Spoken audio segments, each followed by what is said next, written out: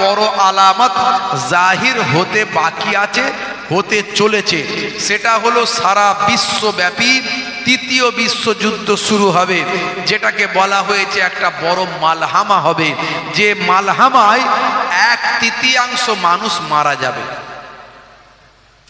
বুঝতে পারছেন? আর তার নমুনা আমরা দেখতে পাচ্ছি। এতদিন ধরে যুদ্ধ চলছিল, ইউক্রেন রাশিয়ার সঙ্গে যুদ্ধ চলছিল, আজারবাইজান আর্মেনিয়ার সঙ্গে যুদ্ধ চলছিল, সিরিয়া লিবিয়া এগুলোর যুদ্ধ চলছিল, আমেরিকা আফগানিস্তানের যুদ্ধ চলছিল। এখন আবার পার্শ্ববর্তী দেশ ভারত পাকিস্তানের সঙ্গে যুদ্ধ চলছে, শুরু হয়ে গেছে যুদ্ধ। কিছুদিন আগে পর্যন্ত ভারত পাকিস্তান একসঙ্গে ক্রিকেট খেলেছে, দেখেছেন আপনারা?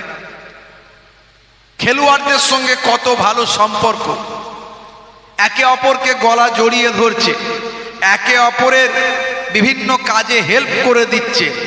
আর সেই প্রতিবেশী দেশের সঙ্গে কিন্তু যুদ্ধ শুরু হয়ে গেছে। যদিও পাকিস্তানের সঙ্গে শত্রুতা মাঝে মাঝে আমাদের বেড়েছে, আবার কমেছে। পাশাপাশি পার্শ্ববর্তী দেশ, কোন যুদ্ধই কখনো কাম্য নয়। অনেকে যুদ্ধ যুদ্ধ জিগির তোলে, যুদ্ধ হলে খুব ভালো, যুদ্ধ হলে অমুক হয়েছে, তমুক হয়েছে, এই হয়েছে।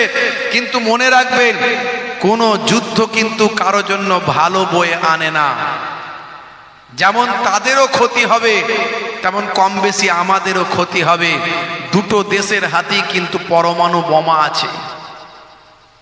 যদি কোনো ক্রমে একবার চলে যায়, এর আগের একটা সমীক্ষায় বের হয়েছে, আমেরিকা থেকে সমীক্ষাটা এসেছে, অন্তত সেখানে কমপক্ষে 10 থেকে 15 কোটি মানুষ মারা যাবে। ভাবতে পারেন? অতএব যুদ্ধ নিয়ে হইচই করার কোনো দরকার নাই। আমরা কোনো যুদ্ধ কামনা করি না। পাকিস্তান আমাদের শত্রুতে পরিণত হয়েছে, এর আগেও ছিল, মাঝে একটু ঠিক হয়েছিল, আবার শত্রুতে পরিণত হয়েছে। পহেলগাঁওয়ে যে 26 জন নিরীহ পর্যটককে যারা জীবন উৎসর্গ করেছে, তার দায় পাকিস্তানের ঘাড়ে বর্তাবে। কারণ যে জঙ্গি গোষ্ঠী দায় স্বীকার করেছে, তাদের সঙ্গে পাকিস্তানের সম্পর্ক আছে, এ অস্বীকার করার কোনো জায়গা নাই। এই জন্য আমি বারবার বলি যে পাকিস্তান মুর্দাবাদ, পাকিস্তান মুর্দাবাদ। 1000 বার বলবো, আমরা ভারতবর্ষের মুসলমান পাকিস্তান মুর্দাবাদী বলবো, আর হিন্দুস্তান জিন্দাবাদী বলবো। কারণ আমার নবীর নির্দেশ হলো, যে দেশে তুমি বাস করো সেই দেশকে ভালোবাসা তোমার ঈমান। দেশ প্রেম হলো ঈমানের অঙ্গ। মুসলমান স্বাধীনতার 75 বছর ধরে দেশ প্রেমের পরিচয় দিয়েছে, আর দেশ প্রেমের পরিচয় আমাদের দেওয়া লাগবে বলে মনে করি না।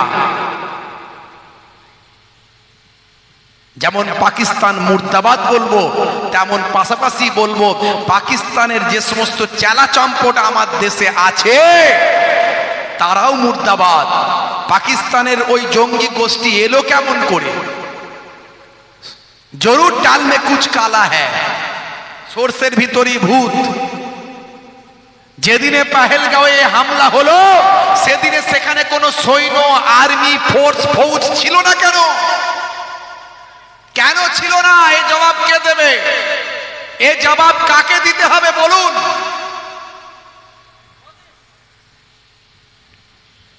এ তো সবাইয়ের প্রশ্ন।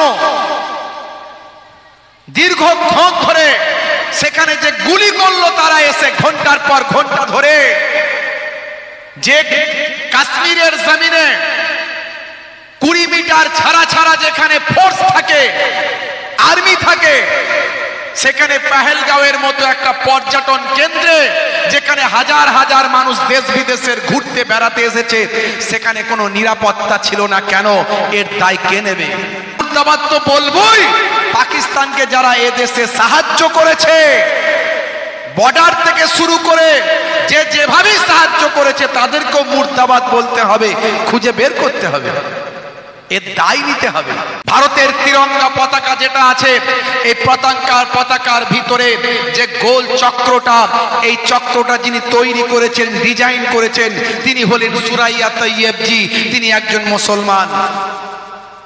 তুমি কার পরিচয় নিতে চাও? লালকেল্লায় ইংরেজদের পতাকা খুলে দিয়ে ভারতবর্ষের তিরঙ্গা যিনি লহরেছিলেন, উড়িয়েছিলেন, প্রথম এই লালকেল্লার ওপরে যিনি ভারতবর্ষের তিরঙ্গা জাতীয় পতাকাকে যিনি উড়িয়েছিলেন, ইংরেজদের পতাকাকে খুলে ছুঁড়ে ফেলে দিয়েছিলেন, তিনি একজন মুসলমান। তুমি কি মুসলমানের দেশপ্রেম নিতে চাও? এখনো আমাদের দেশপ্রেমের সবুত দিতে হবে। লজ্জা, এর থেকে বড় লজ্জার কিছু নয়। ভারতবর্ষে ইংরেজদের সঙ্গে লড়াই করতে গিয়ে প্রথম যে ব্যক্তিটা ফাঁসি কাস্টে চড়েছিল, ইতিহাস পড়ে দেখো, তিনি হলেন আশফাকুল্লাহ। তিনি একজন মুসলমান। পহেলগাঁওয়ে এই জঙ্গি হানার পরে যে মহিলা নিজের ঘর বাড়ি ছেড়ে দিয়ে 3 দিন ধরে চিকিৎসার ব্যবস্থা করেছে, ভাই আমার, সংসার ধর্ম ত্যাগ করে 3 দিন ধরে সেই চিকিৎসা দেওয়া শুরু করেছে, যে ডাক্তারটি, সেই ডাক্তারটিও ছিল একজন মুসলমান। অথচ যাদেরকে এই সমস্ত পর্যটকরা যখন বাড়ি ফেরার জন্য তৈরি হলো, তাদেরকে কাশ্মীরের মানুষেরা বিনা পয়সায় খাদ্য দিয়ে, ভাই আমার, পয়সা দিয়ে, বিনা পয়সায় টোটো দিয়ে, অটো দিয়ে তাদেরকে বাড়ি পৌঁছানোর জন্য এয়ারপোর্টে পৌঁছে দিল। অথচ এয়ারপোর্টে আসার পরে plane company, airport company, plane company তারা পয়সা দ্বিগুণ বাড়িয়ে দিল। তাহলে কে ভালো আর কে মন্দ বিচার করো। বন্ধুরা আমার, এই কদিন ধরে যত পাকিস্তানের চেলাচাম্পট ধরা পড়ছে, তারা কারা? যারা পাকিস্তানে তথ্য পাঠাতো, এরা কারা?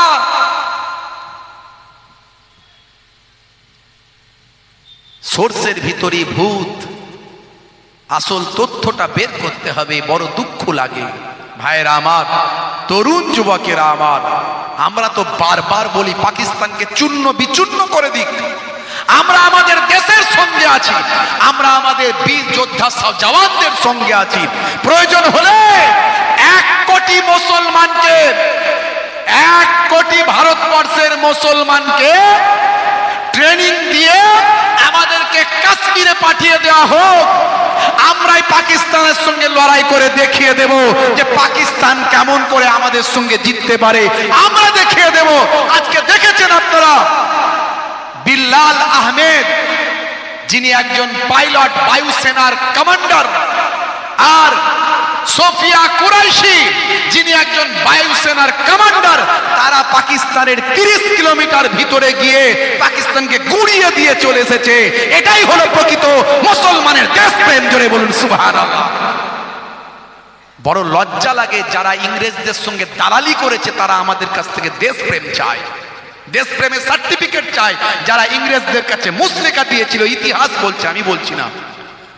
জীবন দাস মুখোপাধ্যায়ের লেখা 1857 সালের 1857 সালের সিপাহী বিদ্রোহ যখন খুলে দেখবেন ইতিহাস, জীবন দাস মুখোপাধ্যায়ের লেখা উচ্চ মাধ্যমিকের ইতিহাস, ভাইয়েরা আমার, তরুণ যুবকেরা আমার, 27,000 মুসলমান ইংরেজদের বিরুদ্ধে লড়াই করে নিজেদের জীবনকে উৎসর্গ করেছিল।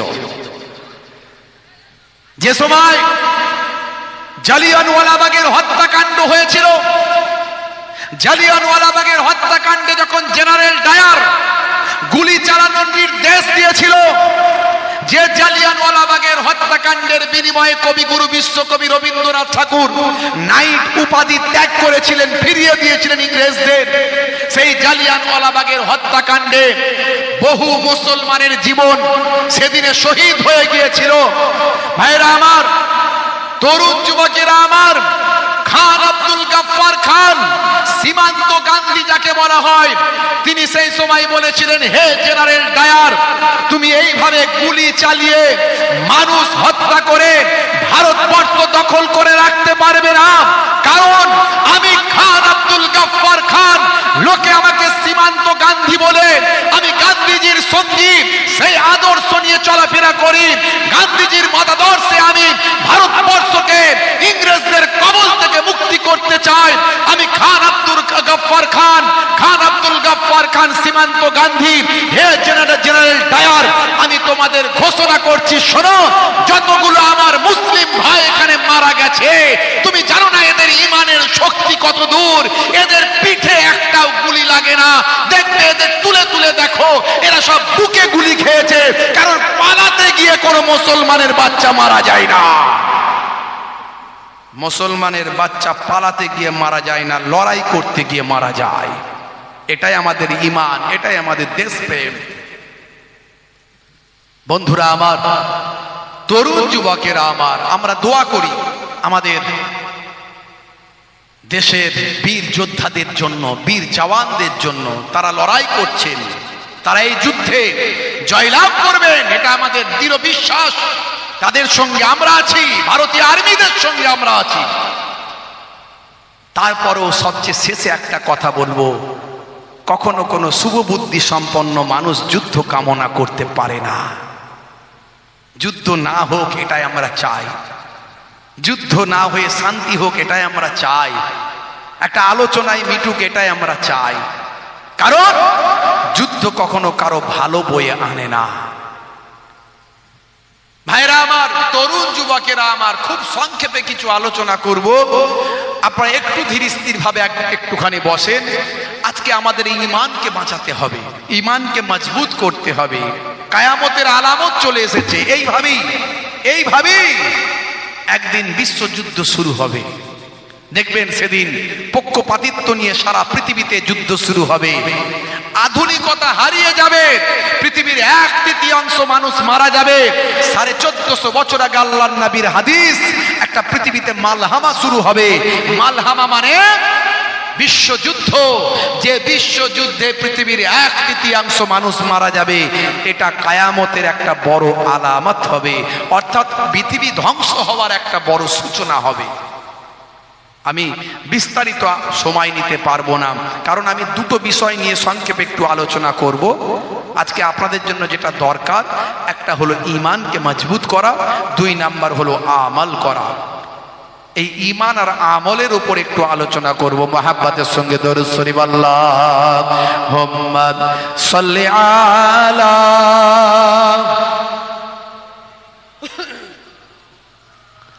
ওয়া আলা আলি সাইয়্যিদিনা। হে তরুণ যুবকেরা, হে আমার বন্ধুরা, হে আমার মুরব্বিয়ানেরা, শুনে রেখে দিন বাবা। আমার আল্লাহ কোরআন মাজিদের ভিতরে বললেন, ইয়া আইয়ুহাল্লাযীনা আমানু ওয়া আমিলুস সালিহাত কানাত লাহুম জান্নাতুল ফিরদাউসি নুজুলা।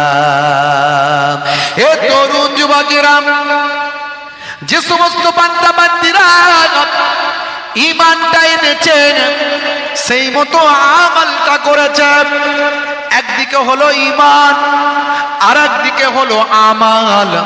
আমার আল্লাহ বলছেন, যারা ঈমানটা এনেছেন, সেই মতো আমলটা করেছেন, ওই সমস্ত বান্দা বান্দীদের জন্য কানাত লাহুম জান্নাতুল ফিরদাউসি নুজুলা। ওই সমস্ত বান্দা বান্দীদের জন্য আমার আল্লাহ বলেন, তাদের জন্য আমি আল্লাহ আমার দয়ার জান্নাত, জান্নাতুল ফিরদাউস দান করে দিলাম। জোরে হবে না? জোরে হবে না? বন্ধুরা আমার, তরুণ যুবকেরা আমার, সংক্ষেপে বলি তাহলে, একদিকে হলো ঈমান। ঈমান মানে কি? ঈমান মানে হলো বিশ্বাস। ঈমান মানে হলো টাকা পয়সা নয়, সোনা দানা গয়না গাটি নয়। ঈমান মানে হলো বিশ্বাস। কি বিশ্বাস? আল্লাহ হলেন এক, আল্লাহ অভাব শূন্য, তিনি কাহাকেও জন্ম দেননি, কেহ তাহাকে জন্ম দেয়নি, সে আল্লাহর সমতুল্য দ্বিতীয় আর কেউ নাই, সেহি Allah is one, Allah is one whom all depend, he begets not, not is he begotten and none is like him।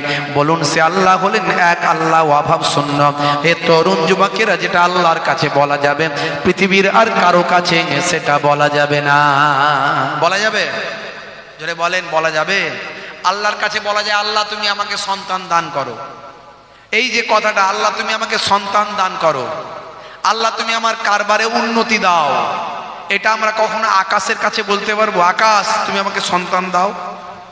সূর্যকে বলতে পারবো হে সূর্য তুমি আমাকে আমার কারবারে উন্নতি দাও? বলতে পারবো? শুধু তাই নয়, এই কথাগুলো কোন নবীর কাছেও বলা যাবে না। মদিনা শরীফে গিয়ে আমার আপনার নবীর কাছেও বলা যাবে না। আল্লাহর কাছে যেটা বলতে পারি, কোন পাইগম্বার, কোন নবী, কোন রাসূলের কাছে, কোন পীরের কাছে, কোন মাজারেও বলা যাবে না। কারণ আল্লাহ হলেন খালিক, আল্লাহ হলেন স্রষ্টা, আর তামাম পৃথিবীতে যা কিছু আছে সব তার মাখলুক, সব হলো সৃষ্টি। আল্লাহ হলেন স্রষ্টা আর সব তার সৃষ্টি। স্রষ্টার কাছে যেটা বলা যায় সৃষ্টির কাছে বলা যায় না। তবে সৃষ্টির মধ্যে শ্রেষ্ঠ হলেন, সর্বশ্রেষ্ঠ হলেন আমার আপনার নবী, আখিরি জামানার পয়গম্বর। জোরে হবে না? আরে জোরে হবে না? আর সুবহানাল্লাহ বললে কি অসুবিধা আছে? একটু জোরে আওয়াজ দিলে ভালো লাগে তো, আল্লাহ খুশি হবে না? হবে না? নারে তাকবীর, মাশাআল্লাহ। একটু আওয়াজ দেবেন মাঝে মাঝে, মুখ বন্ধ করে থাকবেন না। হ্যাঁ কি জি, আল্লাহর নামে স্লোগান দিলে আল্লাহ খুশি হয়, হয় না? হয় না? হ্যাঁ, দাদার নামে দিদির নামে স্লোগান দিলে তারা খুশি হয়, হয় না? হয় না? হ্যাঁ, তো আল্লাহর নামে স্লোগান দিলে কি খুশি হবে? আল্লাহ খুশি হবে। যখন বলবে আল্লাহু আকবার মানে আল্লাহ মহান, আল্লাহু আকবার মানে কি আল্লাহ মহান, তখন আল্লাহ বলবেন লাব্বাইক ইয়া আবদি, হে আমার বান্দা আমি হাজির আছি। বুঝতে পারছেন বন্ধুরা আমার, তরুণ যুবকেরা আমার? তাহলে একদিকে হলো ঈমান, শুধু আল্লাহর সঙ্গে বিশ্বাস তা নয়, আল্লাহর প্রতি ধারণা ঠিক রাখা শুধু এটাই তা নয়, তার সঙ্গে কি মালাইকা ফারিস্তারা যে আছেন, আল্লাহ প্রদত্ত ফারিস্তা যে আছেন এটা বিশ্বাস। হে তরুণ যুবকেরা, হে তরুণ যুবকেরা, মুরব্বিয়ানেরা আমার, তামাম পৃথিবীতে আজ থেকে কম বেশি ৯০০০ বছর আগে সর্বপ্রথম যিনি মানুষ এসেছিলেন তিনি আর অন্য কেউ নন, তিনি হলেন হযরত আদম আলাইহিস সালাম। কম বেশি ৯০০০ বছর আগে তিনি এসেছিলেন। হে তরুণ যুবকেরা, আদম নবীর ইতিহাস আমি বলেছি, আজ আমি বলবো না।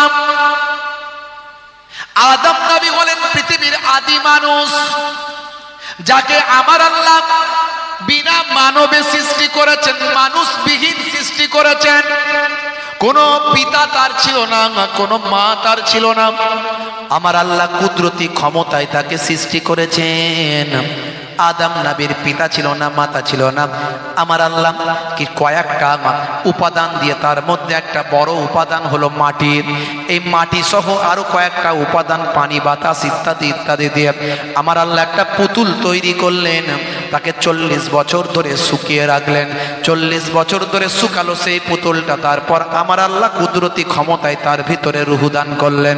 হে তরুণ যুবকেরা, আদম নবীর রূহটা তার নাকের ভিতর দিয়ে ভিতরে ঢোকানো হলো, রূহ বের হয়ে চলে এলো। আল্লাহ এত অন্ধকার জায়গায় আমি থাকতে পারবো না। আদম নবী তো আর আমাদের মতো ফিগার ছিল না, বিশাল ফিগার। আগের যুগের মানুষ বিশাল লম্বা।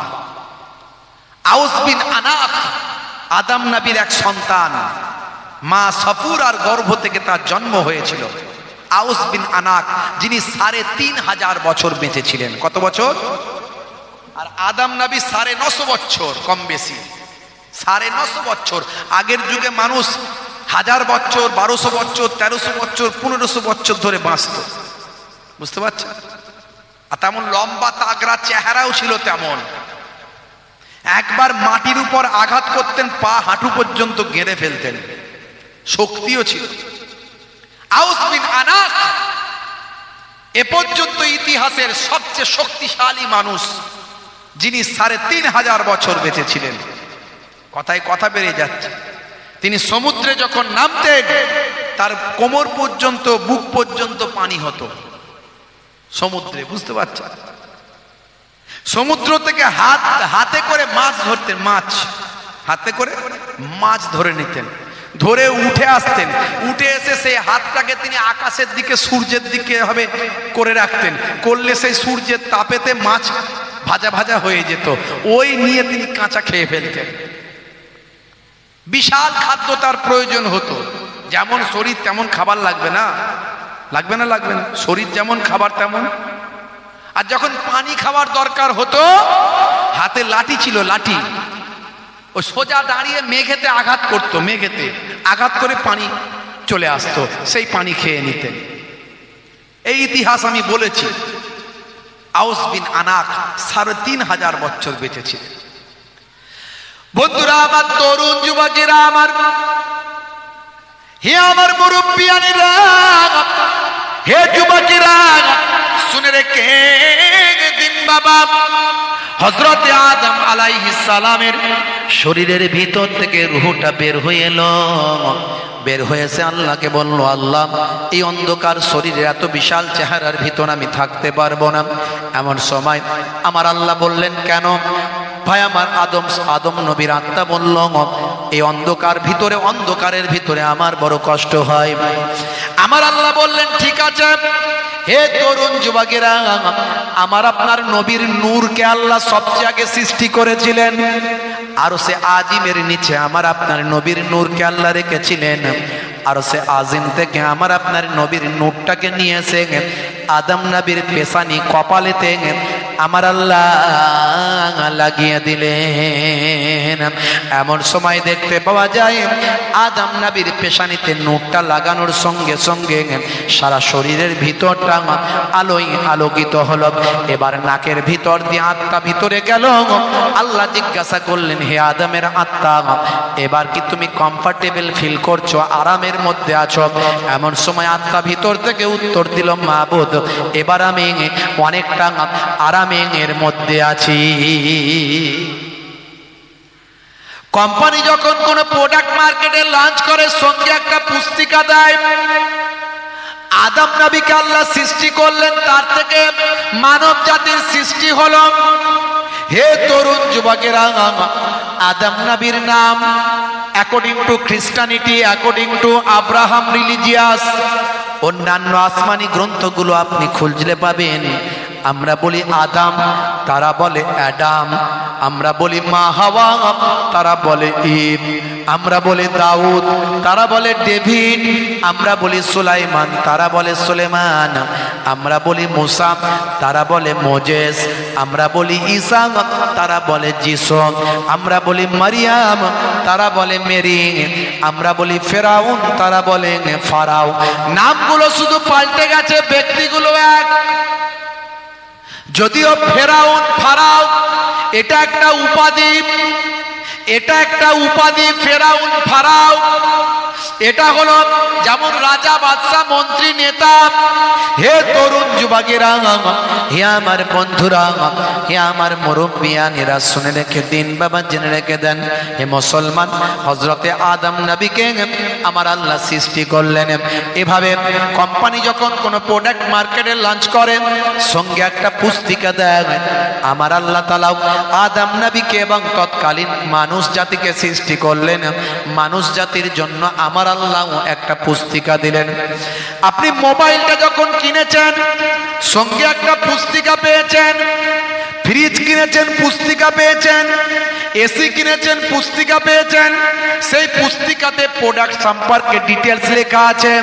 হে তরুণ যুবকেরা, আমার আল্লাহ আদম নবীকে সৃষ্টি করলেন, মানব জাতি সৃষ্টি করলেন, আদম নবীর সন্তানদের সৃষ্টি করলেন। মানব জাতি কিভাবে জীবন যাপন করবে তার জন্য আমার আল্লাহ আদম নবীর কাছে একটা পুস্তিকা দিলেন। সেই পুস্তিকাটার নাম হলো মুসাহিফা। আল্লাহ প্রদত্ত কেতাব। আল্লাহ প্রদত্ত কেতাব কতগুলো বলেন তো দেখি? জীবনে তো অনেক ওয়াজ শুনেছেন বাপজি, বলেন তো দেখি আসমানি কেতাব, আল্লাহ প্রদত্ত কেতাব কতগুলো? একটু বলেন, হ্যাঁ হো দেন, একটু বলেন না, বাপ রাগ করছেন নাকি? একটু বলেন কতগুলো আসমানি কেতাব? দেখেন কেউ কথা বলেন না, মনে হচ্ছে রাগ টাগ করছেন আমার উপরে, ভালো লাগছে না। কটা? 13টা। আমার বাপজি বলেছে 13টা, আপনারা বলেন কটা? কটা? 113? 104। কে বললো 104? বাহ মাশাআল্লাহ, আমার বাপজি ঠিকই বলেছে, 104 আসমানি কেতাব। 104 বড় কেতাব 4টি, ছোট কেতাবগুলোকে বলা হয় সাহিফা, এটা 100টি। হে তরুণ যুবকেরা, হে আমার বন্ধুরা, হযরতে আদম নবীর কাছে আল্লাহ সাহিফা দিয়েছিলেন, হযরতে ইব্রাহিম নবীর কাছে আল্লাহ সাহিফা দিয়েছিলেন, হযরতে মুসা নবীর কাছে আল্লাহ দিয়েছিলেন তাওরাত, ঈসা নবীর কাছে আল্লাহ দিয়েছিলেন ইনজিল, আর হযরতে দাউদ নবীর কাছে আল্লাহ দিয়েছিলেন জাবুর। আর আমার আপনার আখিরি জামানার পয়গম্বরের কাছে আমার আল্লাহ যে কিতাবটা দিয়েছিলেন, কিতাবটার নাম কি? জোরে বলেন। আল কোরআন। এই 4টে হলো বড় কিতাব। হে তরুণ যুবকেরা, কোম্পানি যখন কোনো প্রোডাক্ট মার্কেটে লঞ্চ করে সঙ্গে একটা পুস্তিকা দেয়। আমার আল্লাহ মানুষ নামক প্রোডাক্ট পৃথিবীতে দান করেছেন, সঙ্গে এক একটা সময় জায়গায় বিশেষ, এলাকা বিশেষ, জায়গা বিশেষ, বিভিন্ন ভাষায় আমার আল্লাহ এক একটা পুস্তিকা দান করেছেন। হে তরুণ যুবকেরা, সর্বশেষ চূড়ান্ত কিতাব, সেই কিতাবটার নাম হলো আল কোরআন। অন্যান্য আসমানি কিতাবগুলো মুখস্থ করার সিস্টেম ছিল না, তাই সেই কিতাবগুলোতে মানুষ বিভিন্নভাবে নিজেরা সংশোধন সংযোজন করে দিয়েছে, সেখান থেকে লেখা পাল্টে ফেলেছে, বদলে দিয়েছে, নিজস্ব লেখা নিজস্ব আইডিয়া সেখানে কাজে লাগিয়েছে। কিন্তু আমার আল্লাহ আখিরি জামানার পয়গম্বরের কাছে সর্বশেষ চূড়ান্ত কিতাব দিলেন, যাতে এই কিতাবটা কেউ বদলাতে না পারে। আমার আপনার নবীর কাছে পাঠিয়ে আমার আল্লাহ মুখস্থ করার অনুমতি দিলেন। জোরে হবে না? তাই 1450 বছর থেকে কোরআন মাজিদ মুখস্থ করছে পৃথিবীর মানুষ। জোরে বলুন সুবহানাল্লাহ। অনেক সময় এই কোরআন মাজিদকে অপমান করার চেষ্টা করেছে কিছু জালেম, কিছু অশিক্ষিত, কিছু মূর্খ, না জানার না বোঝার কারণে। জানে না কোরআন মাজিদ শুধু মুসলমানদের কিতাব নয়, কোরআন মাজিদ সারা পৃথিবীর মানুষের জন্য এসেছে। জোরে বলুন সুবহানাল্লাহ। আপনি গ্রহণ করেন আর নাই করেন, পড়লেই আপনার লাভ আছে। বিভিন্ন ধর্মের মানুষ কোরআন মাজিদ স্টাডি করেছে, পড়াশোনা করেছে। যে কোরআন মাজিদ পড়েছে সে কোরআন মাজিদের ভক্ত হয়েছে। কোরআন মাজিদ নিয়ে যেগুলো ভুল বার্তা মানুষের কাছে ছড়ানো হয়, সেই আয়াতগুলোর আগে আর পরে যদি আপনি পড়েন, আপনার ভুল ধারণা দূর হয়ে যাবে। জোরে বলুন সুবহানাল্লাহ। কোরআন মাজিদ নিয়ে ওয়াসিম রেজভী সুপ্রিম কোর্টে মামলা করেছিল, আপনারা জানেন, 26টা আয়াত নিয়ে। সুপ্রিম কোর্টের বিচারপতি বলেছিলেন, এই কদিন আগে আমি সুপ্রিম কোর্টে গিয়েছিলাম, আপনারা দেখেছেন অনেকে সোশ্যাল মিডিয়ায়, যে ওয়াকফের সম্পত্তি নিয়ে মামলা চলছে। লেকচারার্স অ্যাসোসিয়েশন অফ বেঙ্গল, এই যাদেরকে আপনারা ইন্টারনেটে দেখেন, যে সমস্ত হুজুররা, আলেমরা, বক্তারা, আমাদের একটা প্রায় সংগঠন আছে 100 জনেরও বেশি, কম বেশি লেকচারার্সদের নিয়ে। এই সংগঠনের পক্ষ থেকে একটা মামলা করেছিলাম আমরা সুপ্রিম কোর্টে, এই ওয়াকফের সম্পত্তি নিয়ে। ওয়াকফের সম্পত্তি কি? ওয়াকফের সম্পত্তি হলো আপনার আমার পূর্বপুরুষের সম্পত্তি, যেটা তারা ব্যবহার করেনি। আফটার জেনারেশন, পরবর্তী প্রজন্মের শিক্ষা, স্বাস্থ্য, ব্যায়ামার, তাদের সামাজিকভাবে তারা যাতে এগিয়ে আসতে পারে, তারা যাতে মূল স্রোতে আসতে পারে। সংখ্যাগুরু সম্প্রদায় তারা অনেক উন্নত, শিক্ষায় দীক্ষায় অনেক এগিয়ে, আর আমরা সংখ্যালঘু সম্প্রদায়, আমরা শিক্ষা দীক্ষা থেকে অনেকটা পিছিয়ে গেছি তৎকালীন যুগ থেকে। কারণ মুসলমানদের 85% মানুষ হলো গরিব। মুসলমানদের 85% মানুষ খেটে খায়, দিন আনে দিন খায়। তো এই সমস্ত মানুষগুলো কি করে অনেক পড়াশোনা করাবে ছেলেদের? পড়াশোনা করাতেও তো অনেক খরচা।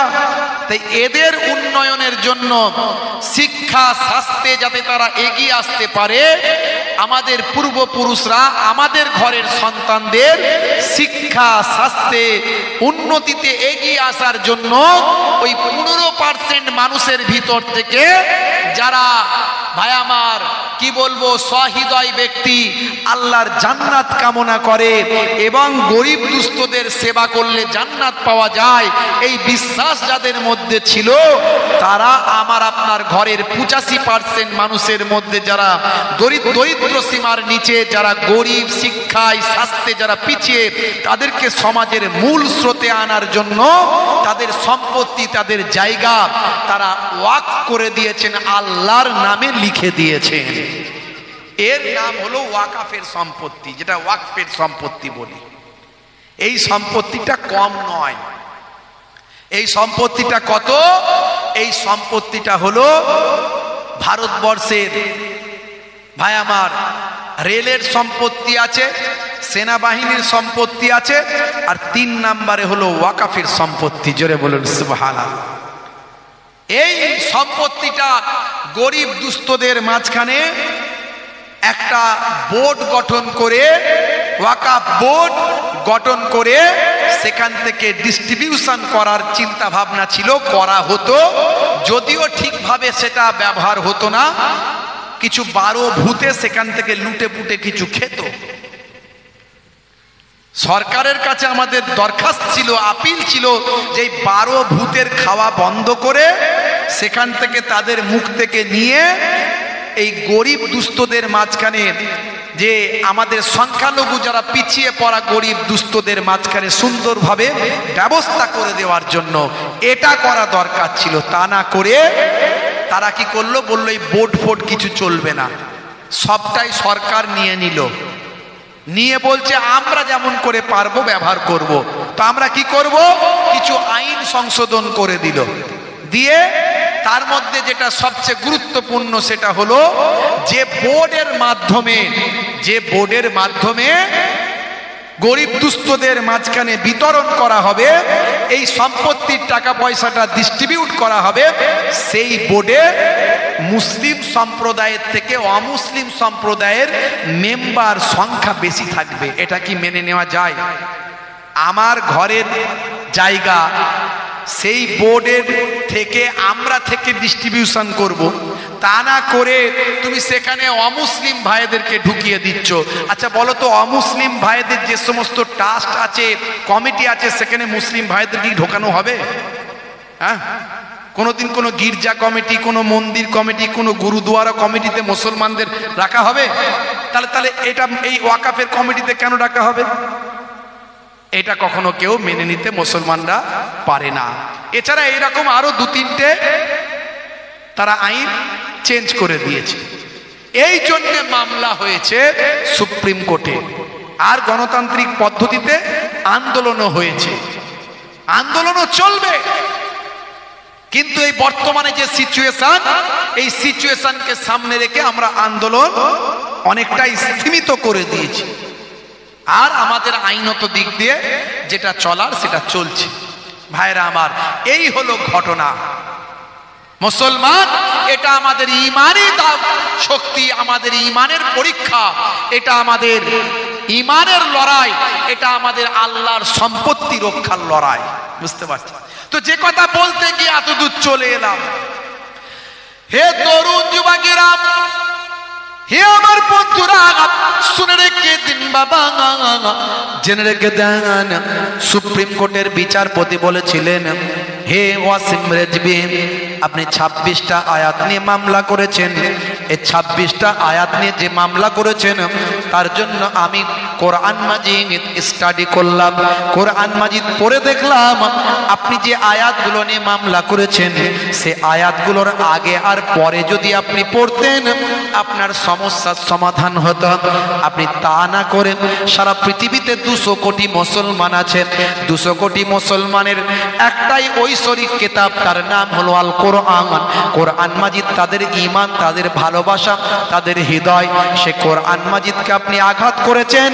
তার জন্য আমি সুপ্রিম কোর্টের বিচারপতি আপনাকে 50,000 টাকা জরিমানা করলাম। 50,000 টাকা ওয়াসিম রেজভিকে জরিমানা করেছিল সুপ্রিম কোর্টের বিচারপতি। সুপ্রিম ধমক দিয়েছিল তাকে, আর সে কোরআন বদলাতে চেয়েছিল।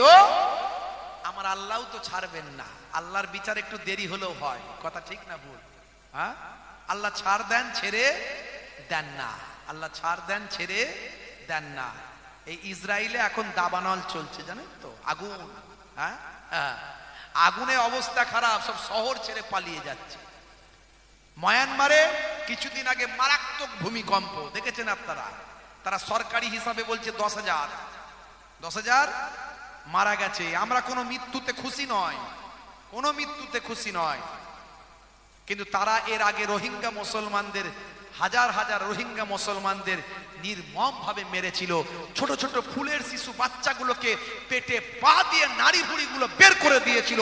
এতটাই তারা নিকৃষ্ট, মানব জাতির নিকৃষ্ট, তারা এতটাই জঘন্য, মানব জাতির কলঙ্ক তারা।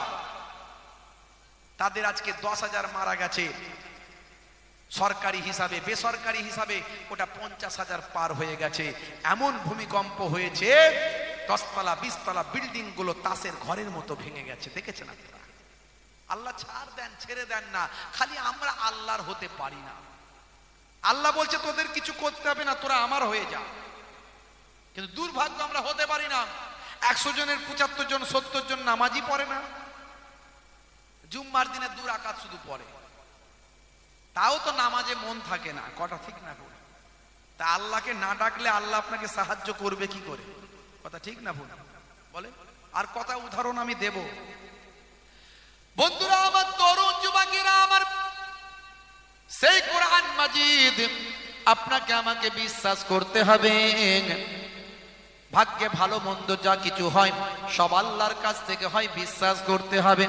কিয়ামতের দিন হবে, বিশ্বাস করতে হবে। মৃত্যুর পর জীবিত হতে হবে, বিশ্বাস করতে হবে। এত কিছু যদি বিশ্বাস করেন তবে আপনি ঈমানদার হতে পারবেন। বলছে হুজুর আমি নামাজ পড়তে পারি না কিন্তু ঈমান আমার পাক্কা। আচ্ছা, নামাজ না পড়লে ঈমান পাক্কা হয়? আরে বলেন হয়? এই মানুষকে বোকা বানানোর সময় আর আছে? আর মানুষকে বোকা বানানো যায় এভাবে বলুন তো? এখন তো ইন্টারনেটের যুগ, এখন হাতের কাছে মোবাইল, সব তথ্য পাওয়া যায়। একজন মহিলা ভিক্ষা করে, মহিলা ভিক্ষা করতে করতে একদিন এক বুড়ি মায়ের কাছে গেছে, গিয়ে বলছে মা গো একটু ভিক্ষা দাও, এক কাজ করো তোমাকে ভিক্ষা কিছু দিতে হবে না, একটু খেতে দাও, দুপুরবেলা বড় ভোগ লেগেছে, খাবার দাও। তো বুড়ি মা সে বলছে মারে এখনো তো ভাত রান্না হয়নি, তো একটু দেরি আছে, তো তুই একটু ভিক্ষা টিক্ষা করে আয়, তোকে বসে খেতে দেবো। বলছে মা গো এত সময় কি আমার আছে যে আমি আবার ফের ঘুরে আসবো, এসে দাঁড়িয়ে থাকবো? তুমি এক কাজ করো, আমার ফোন নাম্বারটা নিয়ে রাখো, তোমার খাবার দাবার রেডি হলে আমাকে একটা মিস কল মেরে দেবে। বুঝতে পারছো? আরে বুড়ি মাও তো এখনকারের বুড়ি মা, সে তার আগেকারের বুড়ি মা নয়, তা এখনকারের বুড়িমা। তো বুড়িমা বলছে মারে তোকে এত কাজ করতে হবে না, চিন্তা করিস না, তোর নাম্বারটা দিয়ে যা, ওই মিস কল টিসকল মারার ঝামেলা করে লাভ নাই। আমি এক কাজ করব, হয়ে গেলে আমি হোয়াটসঅ্যাপে পাঠিয়ে দেবো, তুই ডাউনলোড করে খেয়ে নিস। আর বোকা বানানোর যুগ নাই বা আছে, এখন সবাই চালাক। বন্ধুরা আমার, তরুণ যুবকেরা আমার, হে আমার মুরব্বিয়ানেরা শুনে রেখে দেন, তাহলে আপনাকে আমাকে এই বিষয়গুলো, আপনাকে ঈমানকে মজবুত করতে হবে। তবে মনে রাখবেন আমার আপনার ঈমানকে মজবুত করার জন্য সবচেয়ে উপযুক্ত বড় মাধ্যম যেটা আমার আপনার কাছে আল্লাহ দিয়েছেন, সেটা আর অন্য কিছু নয়, সেটার নাম হলো আল কোরআন। আমরা আল্লাহ দেখি না, নবী আমরা দেখি না। 1450 বছর আগে নবী এসেছিলেন। আল্লাহ আমরা দেখি না, নবী আমরা দেখি না, কিন্তু আল্লাহ প্রদত্ত বাণী আমরা পেয়েছি। নবী পাকের কাছে এসেছে সবচেয়ে বড় নিদর্শন আমরা পেয়েছি, সেই কিতাবটার নাম হলো আল কোরআন। যদি আগুন লাগে ধ্বংস হয়ে যায়, ধ্বংস হয়ে যায় পৃথিবীর সব বইয়ের দোকান, তবু বিশ্ব থেকে হারাবে না পবিত্র কোরআন। জোরে হবে না? জোরে হবে না? করবে কেমন করে কোরআন ধ্বংস আগুনের তেজ, করবে কেমন করে কোরআন ধ্বংস আগুনের তেজ। আছে বিশ্বে ভরা অগণিত কোরআনে হাফেজ, তারা ছাপি আসমানি গ্রন্থ, তারা ছাপি আসমানি গ্রন্থ, বাঁচাবে ইসলামের সম্মান, তবু বিশ্ব থেকে হারাবে না পবিত্র কোরআন। হবে না? তাহলে কোরআন মাজিদ পৃথিবী থেকে ধ্বংস হবে না? হবে বাবাজি? হবে? হবে না? সেই কোরআন মাজিদ নিয়ে দু একটি কথা আপনাদের মাঝখানে বলি, যাতে আপনার ঈমানটা আরো মজবুত হয়। আমি আপনাকে আগে বলেছি দুটো জিনিস নিয়ে আলোচনা করব, একটা হলো আপনার ঈমান আর একটা হলো আমাল। এই কোরআন মাজিদ নিয়ে আপনাকে দু একটি উদাহরণ দিচ্ছি। হে যুবকেরা শুনে রেখে দেন, হে মুসলমান একটু খেয়াল করুন। বন্ধুরা আমার, তরুণ যুবকেরা আমার, আপনার ঈমানকে যাতে মজবুত করা যায় তার জন্য ছোট্ট দুই একটি উদাহরণ আপনাকে দিচ্ছে। সূরার নাম হলো সূরা বাকারা, আয়াত নাম্বার হলো 154। 154 নাম্বার আয়াত, সূরার নাম হলো সূরা বাকারা। আমার আল্লাহ কোরআন মাজিদের ভিতরে বললেন, হে দুনিয়ার মানুষ শুনে রেখে দাও, জেনে রেখে দাও, ওয়ালা তাকুলু লিমান ইউকতালু ফি সাবিলিল্লাহি আমওয়াত বাল আহইয়াউ ওয়ালাকিন লা তাশউরুন। জোরে হবে না? জোরে হবে না? যারা আল্লাহর রাস্তায় নিজেদের জীবনকে উৎসর্গ করে তাদেরকে তোমরা মৃত বলো না, বরং তারা জীবিত। কেমন করে জীবিত তা তোমরা জানো না? আল্লাহর রাস্তায় জীবনকে উৎসর্গ করা মানে কি করা? তার মানে আল্লাহর কোরআনকে রক্ষা করার জন্য, আল্লাহ প্রদত্ত নামাজকে হেফাজতের জন্য, আল্লাহর ঘর মসজিদকে রক্ষা করার জন্য, মানুষকে বাঁচানোর জন্য, ইমানদার আপনার ভাইকে রক্ষা করার জন্য, পাশের বাড়ির ভাইটা বিপদে পড়েছে তাকে সাহায্য করার জন্য। হে তরুণ যুবকেরা, মসজিদের জন্য, মাদ্রাসার জন্য, কোরআনের জন্য, ইমানের জন্য যদি আপনার জীবনটা উৎসর্গ করতে হয়, এটার নাম হলো শহীদ হয়ে যাওয়া। যারা আল্লাহর রাস্তায় জীবন উৎসর্গ করেছেন, আল্লাহ বলছেন তাদের তোমরা তো মৃত বলো না, বাল আহিয়াও, বরং তারা জীবিত। কেমন করে জীবিত তা তোমরা জানো না। শহীদরা মরে মুর্দা না মরে জিন্দা? বলেন, শহীদরা মরে জিন্দা ডাইরেক্ট কোরআনের আয়াত আছে, বুঝতে পারছেন? ডাইরেক্ট কোরআন মাজিদের আয়াত আছে, শহীদরা মরে জিন্দা, নবীরাও মরে জিন্দা। ইন্নাল্লাহা হাররামা আলাল আরদ আন তাকুলা আজসাদাল আম্বিয়া, নবীদের জিসিম খাওয়া মাটির জন্য আমার আল্লাহ হারাম করে দিয়েছেন। আর আল্লাহর ওলিরাও মরে মুর্দা নয়, মরে জিন্দা। হে তরুণ যুবকেরা, হে আমার বন্ধুরা, শহীদরা মরে জিন্দা। কোরআন মাজিদ সূরা বাকারা আয়াত নাম্বার 154। আমার আল্লাহ বলছেন, যারা আমি আল্লাহ আমার পথে নিজেদের জীবনকে উৎসর্গ করেছেন তাদের তোমরা মৃত বলো না, বরং তারা জীবিত। কেমন করে জীবিত তা তোমরা জানো না। হে তরুণ যুবকেরা, 1450 বছর আগে এই আয়াতটা নাজিল হয়েছিল। সে সময় কোনো সায়েন্স ছিল না, সে সময় কোনো বিজ্ঞান ছিল না, নাসা ছিল না, ইসরো ছিল না। হে তরুণ যুবকেরা, কোনো প্যাথোলজি ছিল না, কোনো স্টেথোস্কোপ, ব্যারোমিটার, থার্মোমিটার ছিল না, কোনো বাবা সে সময় কোনো এক্সরে মেশিন ছিল না, ইউএসজি মেশিন ছিল না, কোনো কার্ডিওগ্রাফি মেশিন ছিল না কোনো রকম। হে তরুণ যুবকেরা, সে সময় কোনো যন্ত্রপাতির আবিষ্কার হয় না। 1450 বছর আগে কোরআন মাজিদ যখন অবতীর্ণ হয়েছে, সেই সময় মানুষ ছিল যাযাবর, মানুষ পশুপালন করত আর যাযাবর জীবন যাপন করত।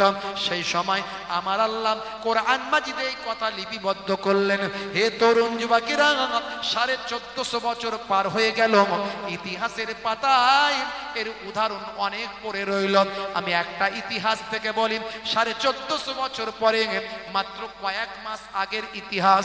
হে তরুণ যুবকেরা, জায়গাটার নাম হলো ফিলিস্তিন।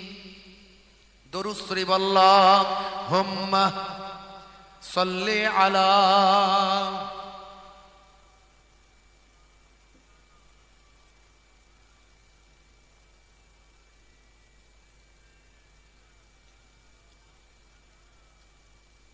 কষ্ট হচ্ছে আপনাদের?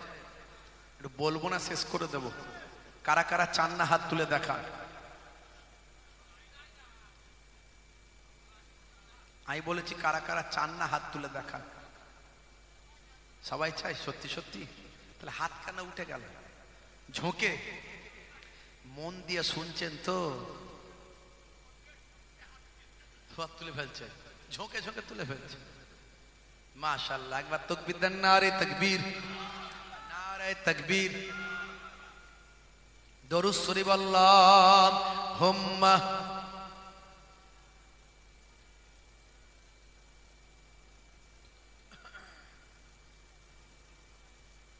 ওয়া আলা আলিহি। তোমার বুকে রাখো আল্লাহরই ভয়, আসবে না কোনো দিন কোনো পরাজয়, আসবে না কোনো দিন কোনো পরাজয়। তোমার বুকে রাখো আল্লাহরই ভয়, আসবে না কোনো দিন কোনো পরাজয়, আসবে না কোনো দিন কোনো পরাজয়। আল্লাহুম্মা সাল্লি আলা।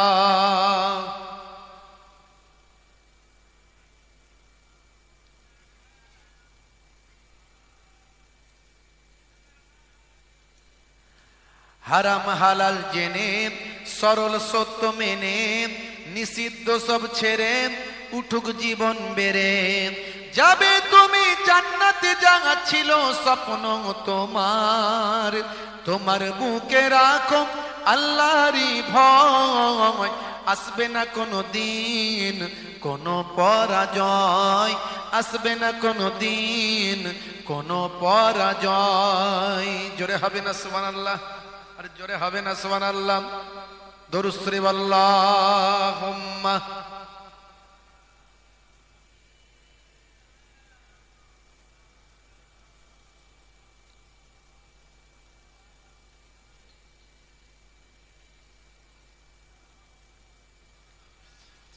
ভাইরা আমার, তরুণ যুবকেরা আমার, হে আমার বন্ধুরা, শুনে রেখে দিন বাবা, জেনে রেখে দেন।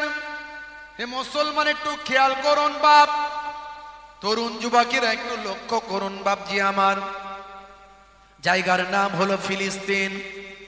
যে ফিলিস্তিনের জমিনে বাবা, ভাই আমার, দোস্ত আমার, 1948 সালের আগে ইন্টারন্যাশনাল, ভাই আমার, সারা পৃথিবীর যে ম্যাপ আছে, ইন্টারন্যাশনাল ম্যাপ, মানচিত্র, ইন্টারন্যাশনাল আন্তর্জাতিক যে মানচিত্র আছে, সেই মানচিত্র যদি আপনি লক্ষ্য করেন, আপনি দেখতে পাবেন ইসরায়েল নামের কোন দেশ পৃথিবীর মানচিত্রে নাই।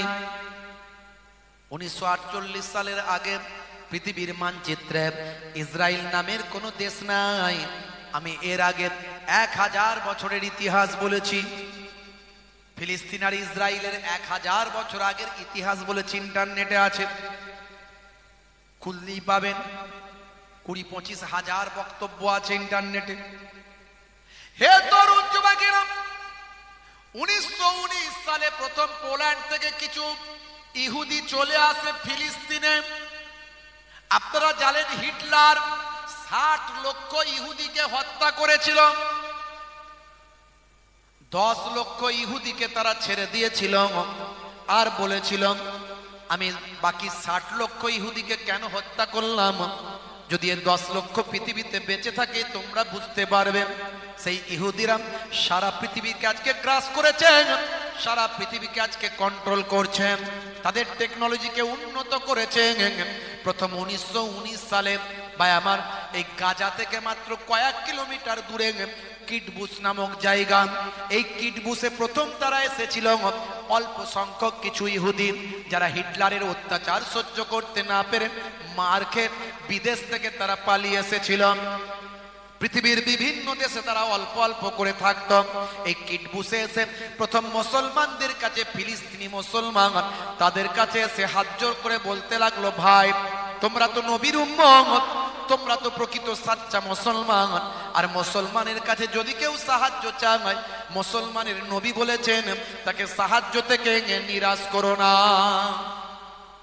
তারা থাকতে দিয়েছিল, খেতে দিয়েছিল, ব্যবসা করতে দিয়েছিল, তারা নবীর আদর্শ দেখিয়েছিল। মুসলমান চিন্তা করুন, তারা থাকতে থাকতে সারা পৃথিবী থেকে যত ইহুদি ছিল সব এক কাছে জমা করেছিল। দেখতে দেখতে অনেকগুলো বছর কেটে গিয়েছিল। তারপরে তারা যোগাযোগ করে আমেরিকা ব্রিটেনের সাহায্য নিয়েছিল। 1948 সালে আমেরিকা ব্রিটেনের সহযোগিতায় তারা নিজস্ব একটা দেশ গঠন করে নিয়েছিল। মুসলমানরা, ফিলিস্তিনিরা বলতে লাগলো, এটা আমাদের দেশ, তোমাদের থাকতে দিয়েছিলাম, আবার তোমরা কেমন করে নিজেদের দেশ এটা বানাচ্ছ? লড়াই ওখান থেকে। আপনি থাকতে দিয়েছেন আপনার ঘরে, কিছুদিন থাকার পরে যদি বলে এই ঘরটা আমার, তো লড়াই হবে না? হবে না? জোরে বলেন, হবে না? হবে না? লড়াই এখান থেকে শুরু হয়েছে। এই লড়াই আজকের লড়াই নয়। এই ফিলিস্তিন ইসরায়েলের যে লড়াই শুনছেন না, এই লড়াই আজকের নয়। এই লড়াই 1947 সাল থেকে 75 বছর আগের লড়াই। এখন তো হামাস গিয়ে ওদেরকে অ্যাটাক করে দিয়েছে, নিরুপায়, দেওয়ালে পিঠ থেকে গেলে যা হয়। মরবো তো জানি, তো মেরেই মরি, এই নিয়ত করে ওরা মেরেছে। বুঝতে পারছি, ওরা জানে তো আমরা শেষ, এ তিলে তিলে মারছে, তো একবারে মরে যাওয়াই ভালো, এই মনে করে মেরেছে। এই লড়াই তো আজকের নয়, ইতিহাস বলেছি, আজ আর বলবো না। হে তরুণ যুবকেরা, হে আমার বন্ধুরা, হে আমার মুরব্বিয়ানেরা, শুনে রেখে দিন বাবা, জেনে রেখে দেন। কি কথা আপনাদের বলবো। অশ্রু চোখে লিখেছি আমি, চোখে আসে না ঘুম। মসজিদে আকসায় চলছে বমে বারুদের ধুম। অশ্রু চোখে লিখেছি আমি, চোখে আসে না ঘুম। মসজিদে আকসায় চলছে বমে বারুদের ধুম। উড়ছে বিমান, পড়ছে বোমা গাজার ওই বুকে। শহীদ শিশু, শহীদ নারী মরছে ধুকে ধুকে। মানবতা নাই রে আজি, নাই রে গাজার বুকে।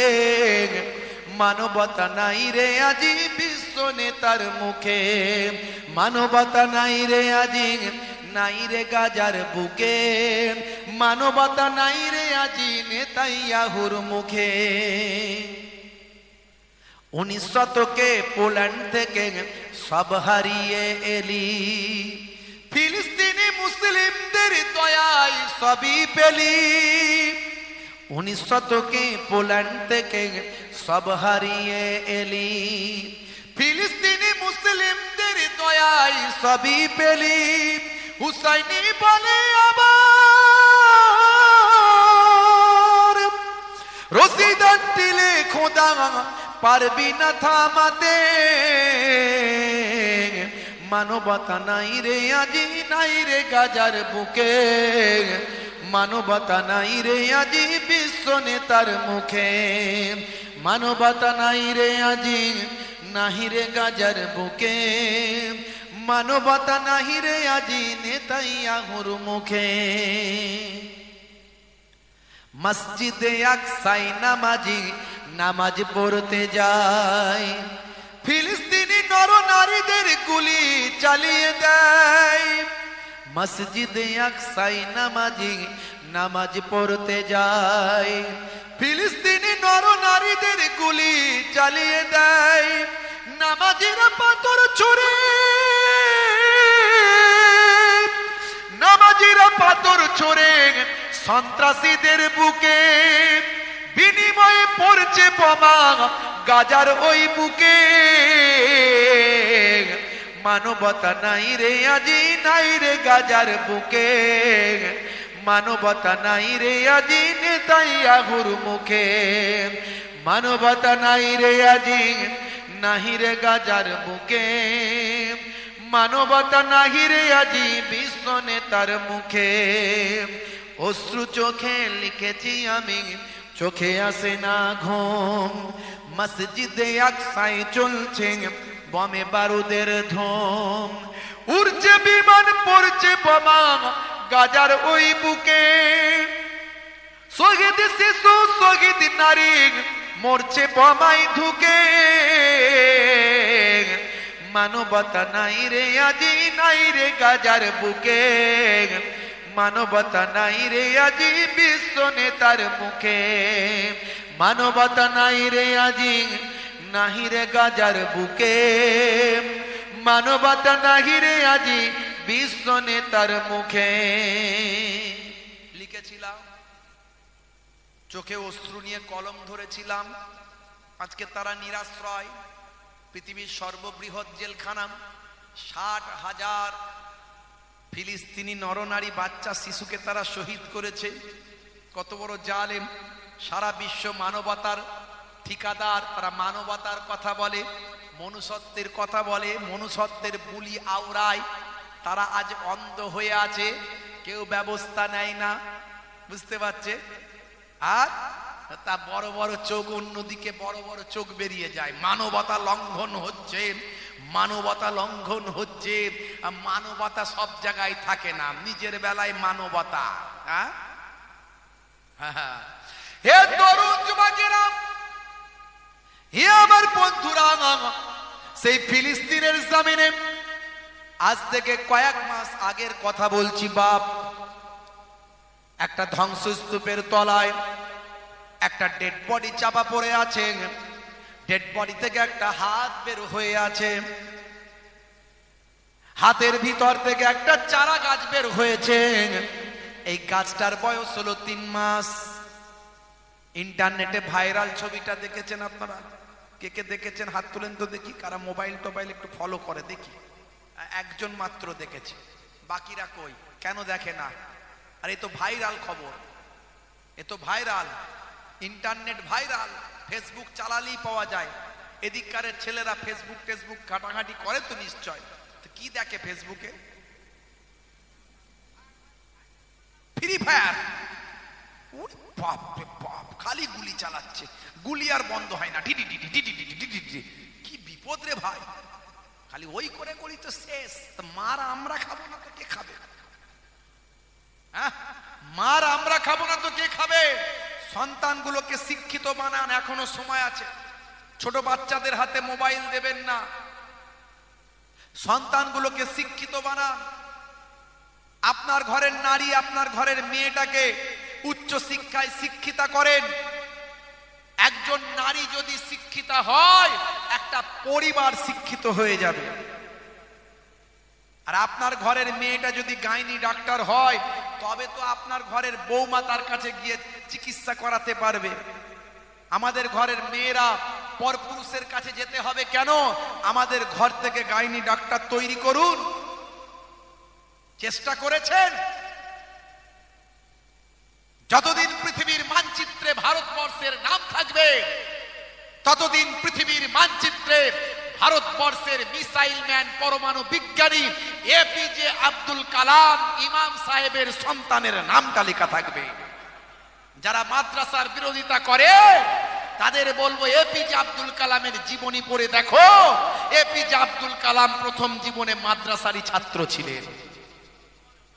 তাহলে মাদ্রাসা বিজ্ঞানী বানায়, মাদ্রাসা থেকে সায়েন্টিস্ট তৈরি হয়, সেই শিক্ষা মাদ্রাসায় দেওয়া হয়। মাদ্রাসায় পড়লে নীতি নৈতিকতার জ্ঞান শেখে, মানুষের মতো মানুষ হয়, আদর্শ দেশপ্রেমিক হয়। মাদ্রাসা সম্পর্কে ভুল ধারণা এই সমস্ত জালেমরা ছড়ায়, এই সমস্ত জালেম অত্যাচারীরা তারা মাদ্রাসার বিরুদ্ধে কথা বলেন। অথচ ভালো করে তাকিয়ে দেখুক, তাদের পূর্বপুরুষরাও অনেকে মাদ্রাসায় পড়াশোনা করেছে।